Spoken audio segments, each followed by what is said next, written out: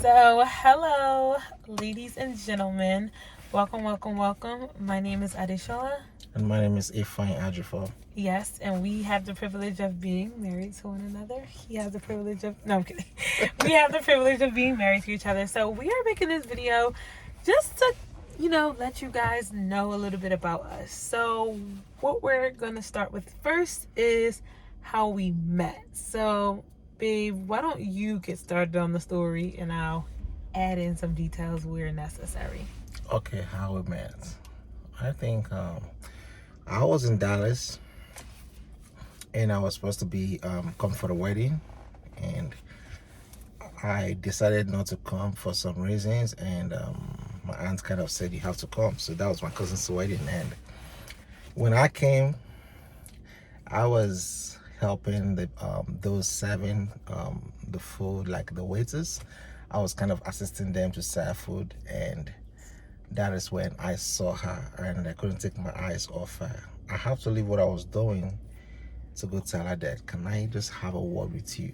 But when I was going to see her to go tell her, can I have a word with you, I saw her with her for friends, and that kind of made me to just hold back.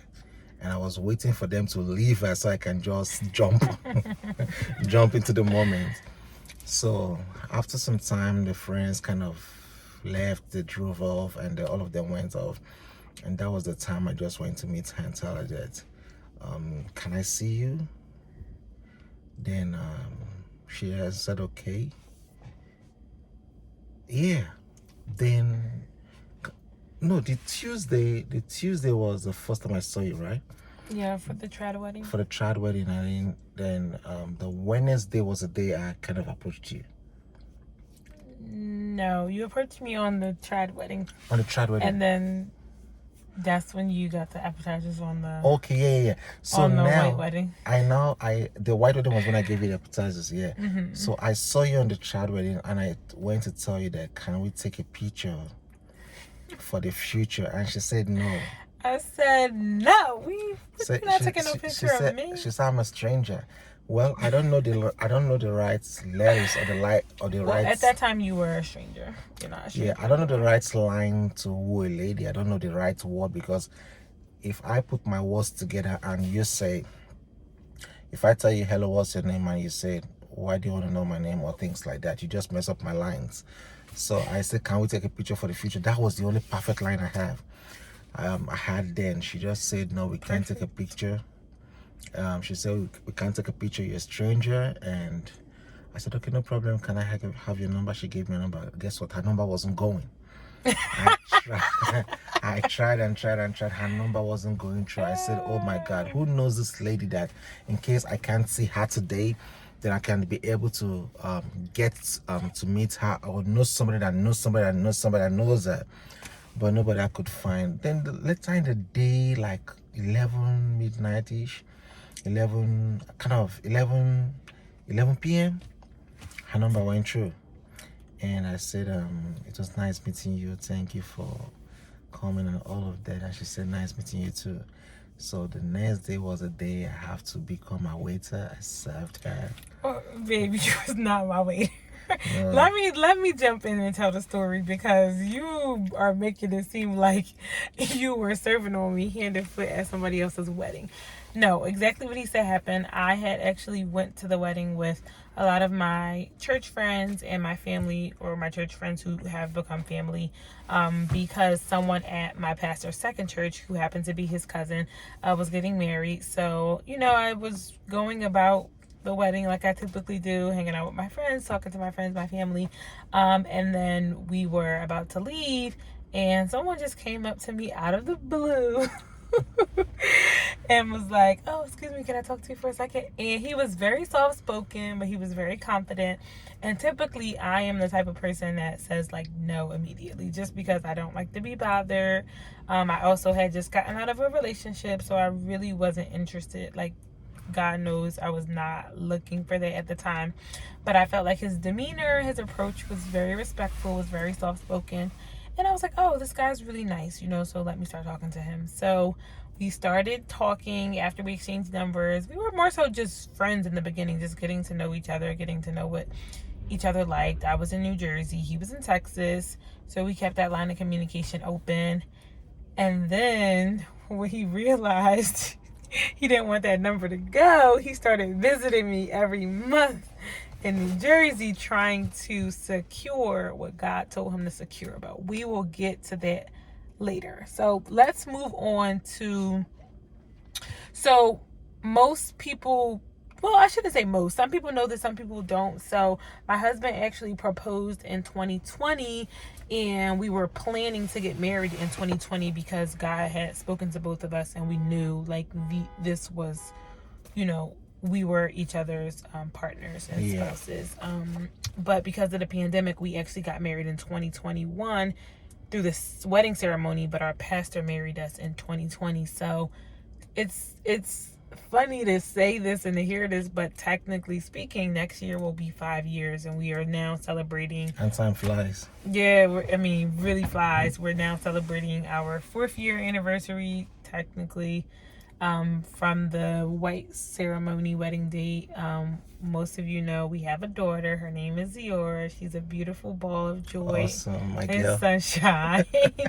But one of the things, the questions I should say that we get is, how do we, stay committed to one another, and what are like some of the factors in our marriage that are important. So I'll start it off, and then I'll pass it off to my husband because we share a lot of the same thoughts and values. But first and foremost, just keeping God at the center of your marriage is very important. I just was actually telling someone that, like, and I actually shared this with my husband, that we get through a lot of quote unquote challenges and circumstances because God is in the center of our marriage. It's not just the two of us talking to each other, even when emotions are involved or egos or whatever, we make sure that we pray about it, and that's super important. That's right. I would also say trust and communication are super important. So my philosophy is to over communicate. It doesn't mean that you have to talk about things right away, immediately when you're feeling them, because sometimes you may need to take a step back, process your own emotions before you can respectfully communicate them to your spouse.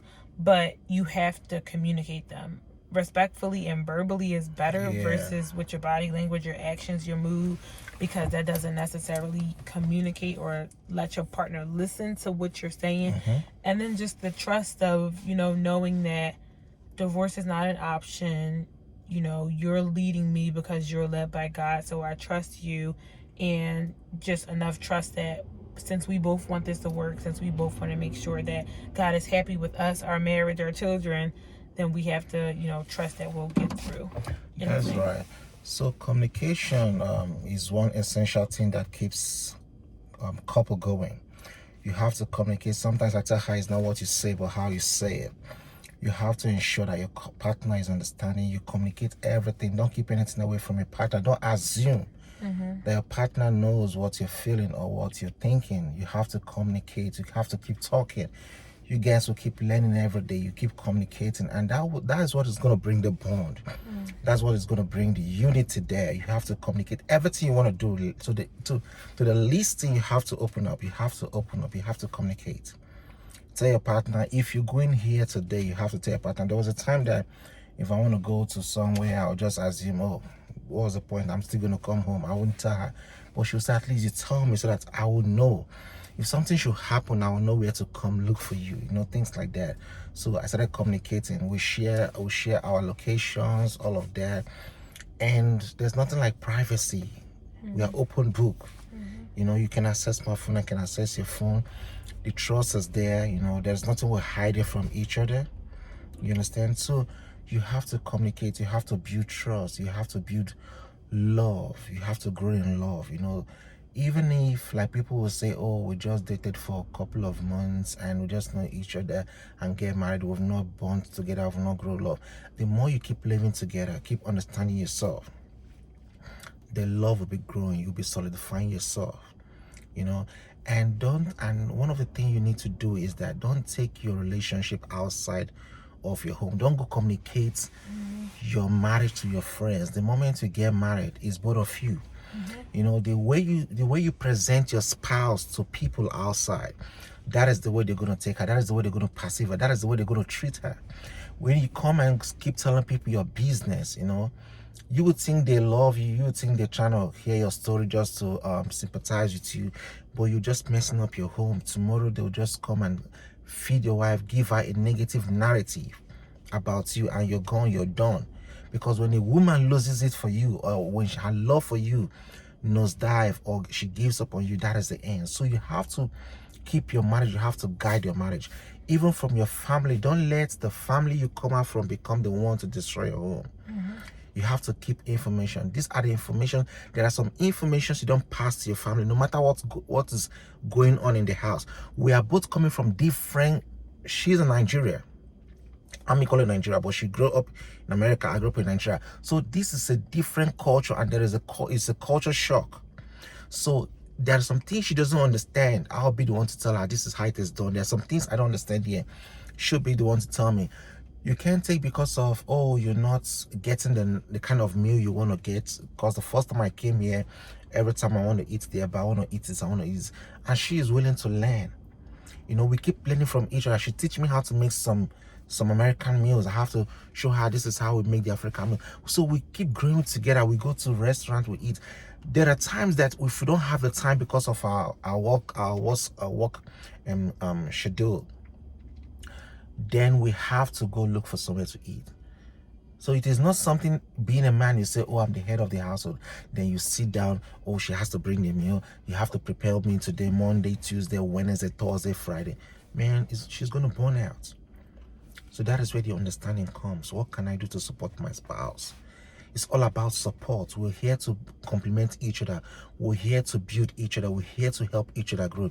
If you're in a relationship, you're not growing, one person is just growing and the other person is down, that is no relationship. We have to grow together, support each other. You know, support each other. And one of the things that make people to give up on themselves or start feeling bad is when you see that your wife is growing, she's attaining the level, going in the she's kind of building herself, growing, going to the apex of her career. You as a man, give her the support. Give her the support. Keep going, girl. Keep going, girl. I believe in you. And while you as the man, you have to keep working on yourself to grow along. Not she's growing, you're not growing. You're there. That makes relationship to kind of start wearing out. You know, you a man, you're growing. Your wife is not growing.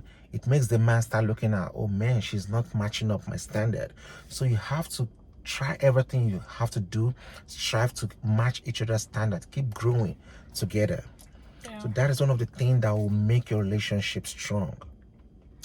Now, before we move off of this topic, you know, one of the things that our pastor always says is that love is not what keeps a marriage, it's wisdom. And I actually remember having a mentee ask me about, you know, how do you work on forgiveness in a marriage? And again, it goes back to wisdom, right? You have to know which battles you need to fight and which battles you need to let go. You have to know what's important to you and what's not important to you in terms of a marriage, a disagreement, a discussion. You know, when you're moving forward and you know that this is not the last argument or challenge that you will have, or you know that this is something that you've discussed before, or whatever the case may be, you have to look forward of, you know, I'm fighting and tackling this issue with my husband and not against my husband. And if you think about it that way, the wisdom will naturally come, because you'll want to be more solution oriented and like, okay, I understand that this is a problem for you. I understand that this is a problem for me, but how can we work on a solution to fix that? And, you know, it goes back to having the wisdom of Christ. When I said, you know, there's 3 of us in this marriage, it's myself, my husband, and Christ. And that's super important. And that, you know, brings me back to my next point. So, babe, what does it mean to you to be equally yoked in a relationship? All right. So what it means for me to be equally yoked, like if I'll use the illustration of 2 donkeys or like 2 animals, you see, then they used to yoke the animals together. They use something like they use something like rope and some woods to yoke them together. And if one animal seems to be faster than the other, it will be pulling the one left behind in such a way that the pull will be affecting the one that is kind of ahead, because they're not yoked together. The one ahead will be suffering, and the one behind too will equally be suffering. So they are both suffering, but in a different way. They're not yoked together. So if two couple are not yoked together based on they are not understanding themselves, culture, they don't understand themselves, spiritually they don't understand themselves, in relationship they don't read books, they don't understand what relationship is all about, they've not gone to seminars, they've not read books, and they're not in the same page. You know, they're not in the same page, they don't have equal footing, then they will start suffering. They are not yoked together. So but when they come together and say, this is now we're married, let's get to learn each other, let's read books. Baby, what book are you reading today? What book am I reading today? And they keep sharing ideas. You see that they now match, and their marriage, their relationship will start thriving. But when they're not yoked together, trust me, they will suffer. So that is why I understand that if people are not yoked together, it affects everything. It doesn't just affect the relationship, it affects their finances, it affects their spiritual growth, it affects their mental health, it affects their growth. They'll be stunted in life. Yeah, that's actually very, very true. And something you said too, first of all, you mentioned equal footings.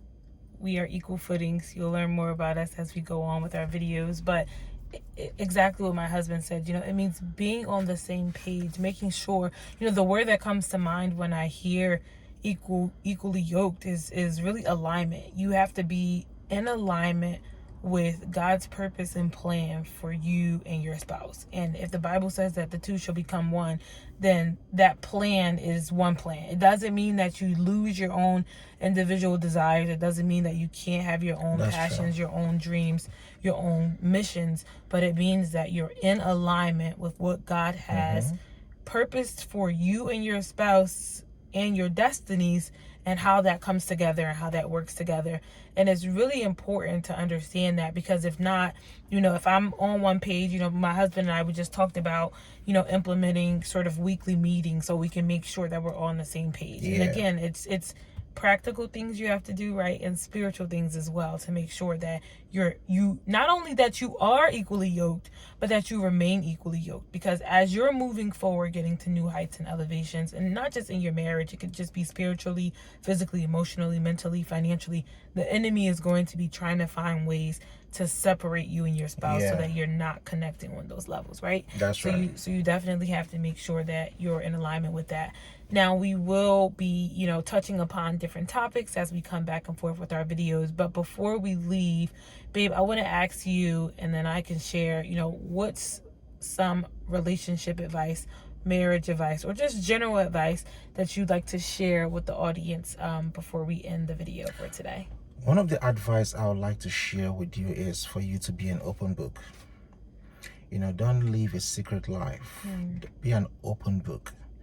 Open up to your spouse, whatever you're doing. Hey, babe, this is what my intentions are. What do you see about it? What idea do you have to contribute? Don't say, no, I'm the man. You have to start doing things secretly, and why she's doing something secretly. We've always been an open book to ourselves. So be an open book and always communicate. Learn how to forgive. Don't hold any grudge. Don't take what is happening to you, go tell your mom.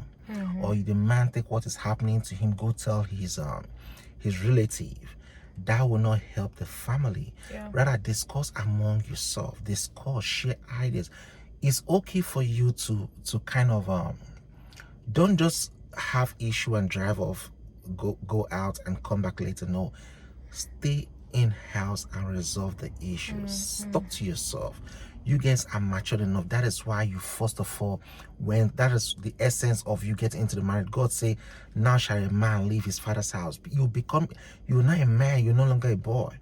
So talk to your spouse. You guys will understand yourself. Forgiveness cannot be overemphasized. Always forgive. Very true. Forgive yourself, love your partner, and always pray together. If possible, use your Friday night to watch movie. Use your Saturday to do family meetings, talk over things. Oh babe, how was your weekend? Is there anything you think we should implement in the house now? What are the things you see in the house, or what are the things about a relationship you don't like, you want us to work on? Talk about that. Then use your Sunday as family to share the word of God. What did you understand in church today? Oh, everything the pastor preached in church, now kind of break it down, use it to form your own family sermon and preach to yourself. Ask yourself questions. That is how your spiritual life is going to be growing. Yeah, thank you for sharing that.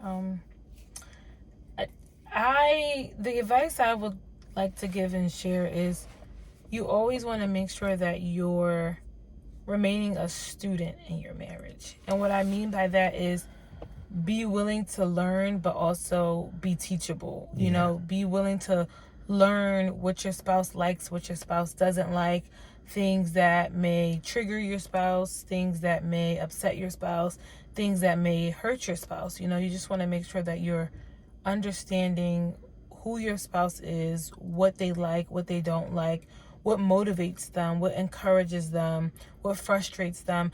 And also, you know, if you don't know, make it a point to communicate that. It's, you know, if you're studying your spouse, you're not quite learning what it is, or you just can't quite figure out what those things are that maybe make them upset or make them happy, or you may be constantly getting a gift and you're like, oh, they just, you know, their reaction wasn't that great, but maybe it's because that's not what they like. I would just say constantly be a student of your spouse, because as people, you know, not just as women, but also as men, we change and we're allowed to change. You know, the goal is that once you're married, that you'll stay married by God's grace.